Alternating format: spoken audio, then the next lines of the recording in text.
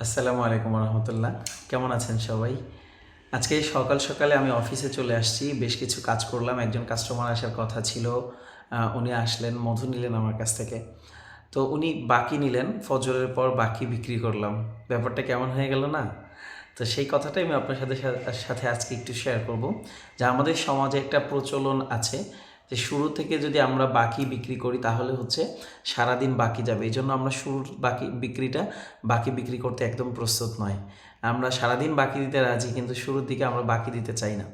কারণ এখানে একটা মনস্তত্ত্ব কাজ করে, একটা কুসংস্কার কাজ করে।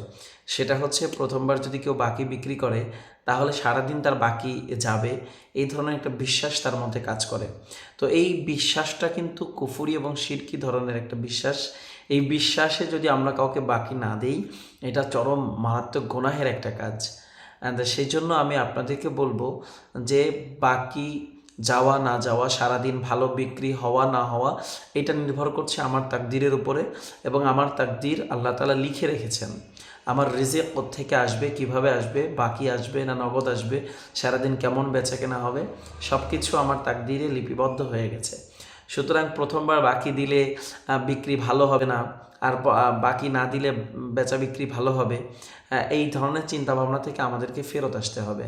এটা থেকে আমরা ফেরত আসবো ইনশাআল্লাহ। ভালো থাকবেন। আসসালামু আলাইকুম।